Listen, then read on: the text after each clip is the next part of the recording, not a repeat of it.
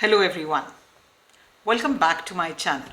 I'm Dr. Nalini Taneja, a coach, a mentor, and someone who is passionate through her company Aham to make you lead your best life.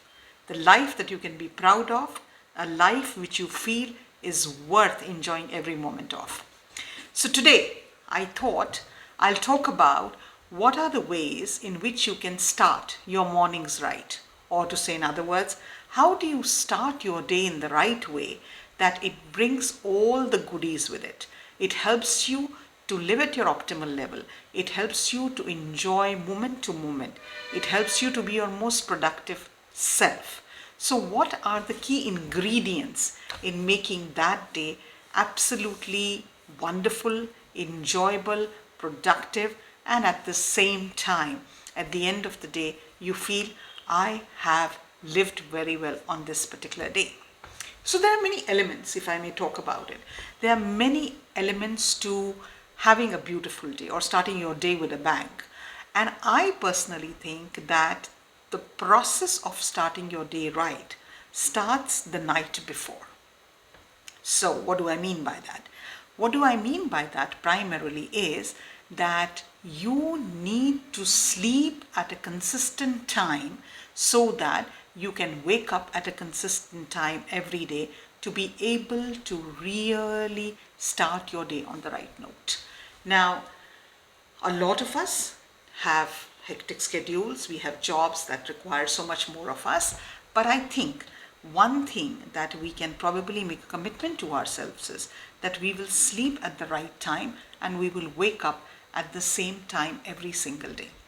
When we do that, when we do bring that consistency, the element of not, not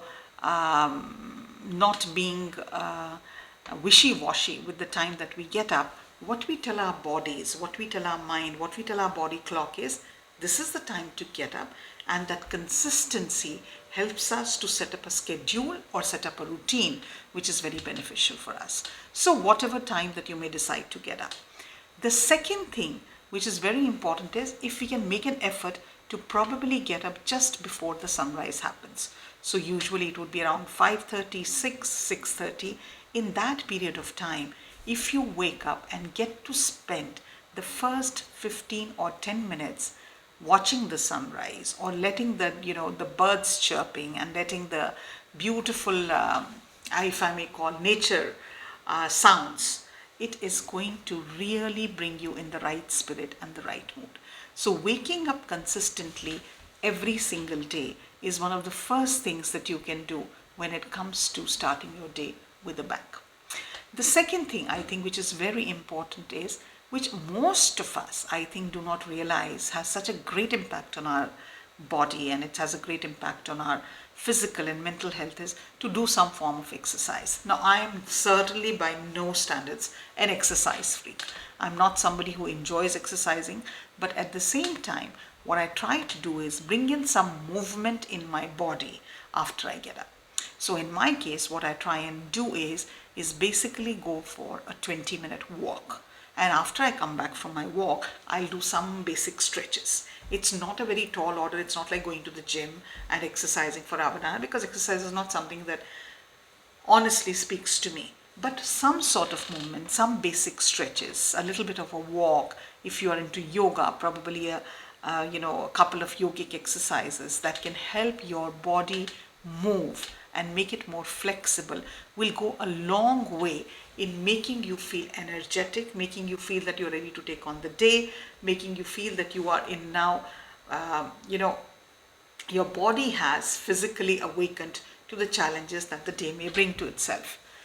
Third thing, we live in an age and time where people are constantly looking at diets, people are constantly looking at things that they need to do to probably lose weight or be at their optimal health. Personally for me, having breakfast is very important. So it could be anything. I do try and include some sort of protein in my breakfast, and it is usually some sort of, we make some savory dishes with some lentils. It could be a piece of multigrain bread. I could use it, I could probably have it with some cottage cheese. I would probably have what we call a paratha with some vegetables in it. And sometimes I make a paratha with lentils. So whatever it is, having a healthy breakfast, some fruits, and something that nourishes your body. And I have realized over time period, how do I know something that nourishes my body? Usually when I have something in its natural form, it could be an apple, it could be some fruit, it could be some nuts, dried nuts, I feel really good. In contrast to when I have something which is fried or deep fried or processed, I feel so heavy.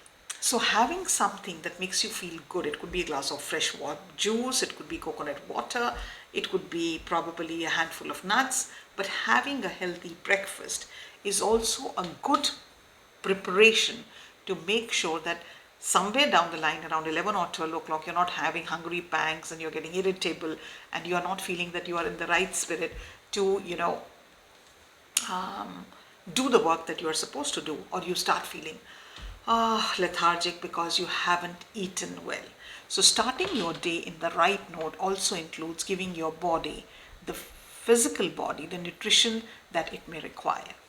Another important thing, I think it is very important when you want to start your day on the right note, is to begin with a mindful practice. Some people give it the name of meditation, some people call it mantra chanting, some others call silent sitting, whatever it is.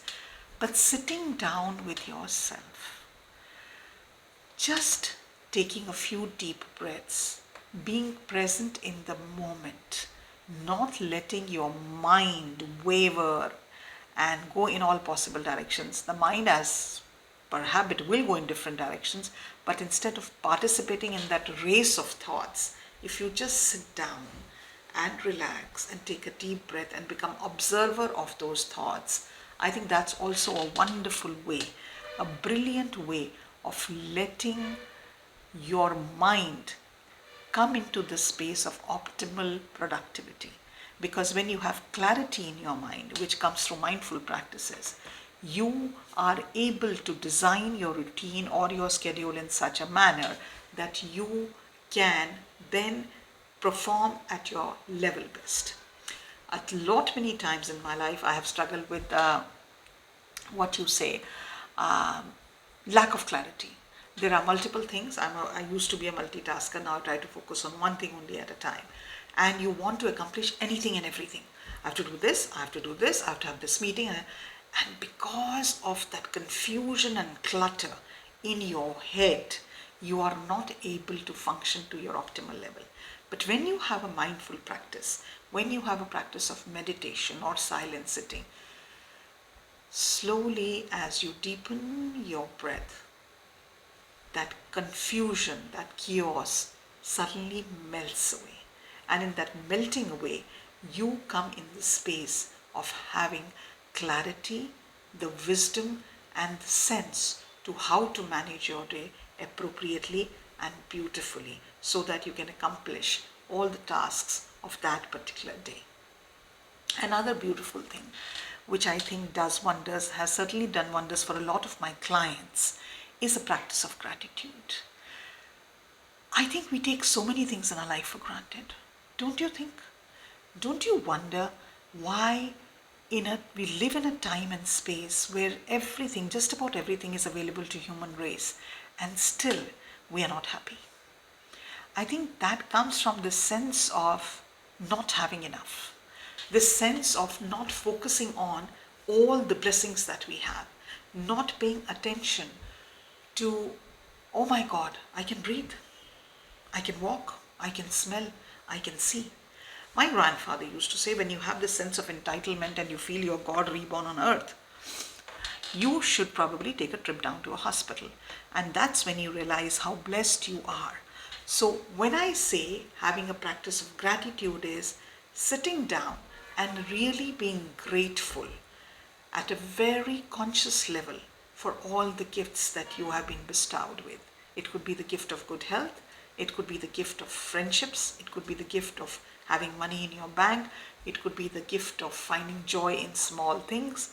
It could be the gift of having friends and relatives and family members as your support system. It could be a gift of having a great boss. It could be a gift of having, I mean, look at what has just happened in Turkey. You know, in a split of a second, so many people lost their family members, their homes. Just having that awareness, I have so many things to be grateful for.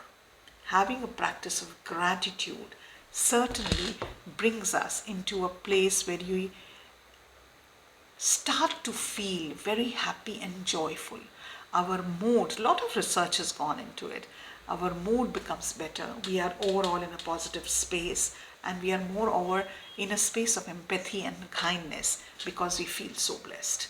So that is another practice which you need to incorporate for starting your day on the right note. Another thing I think which is very important when we talk about having our day go very well is that you plan your day the night before. What you want to accomplish tomorrow, maybe just before you sleep, sit on your desk. I have a small diary in which I write down every single day what I want to do, what are the tasks that I need to do. There are some that happen every day: my silent sitting, my chanting of my mantra, my meditation practice, the amount of water I need to drink. I love to cook, so cooking. There are some things that are consistent on a day-to-day basis that have to happen. But then in my business, in my practice, in my coaching and mentoring practice, I need to add everything. I need to add my appointments. I need to schedule my me time. So every day, about 60% of my schedule changes. So organizing that a night before brings you in a space at a subconscious level.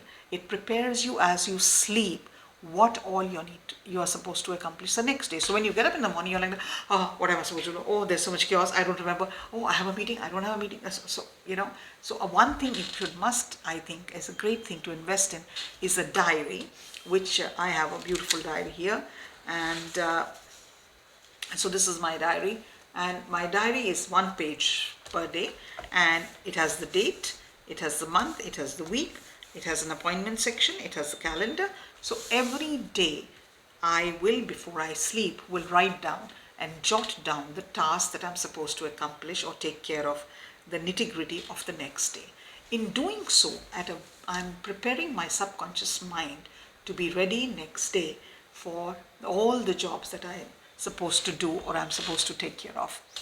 Now, I think we have in our capacities the entire gamut of tools, the entire gamut of things that can help us bring about a beautiful day into being. It is up to us how much we implement, how much we make the right choices so that we can live our best and most productive life.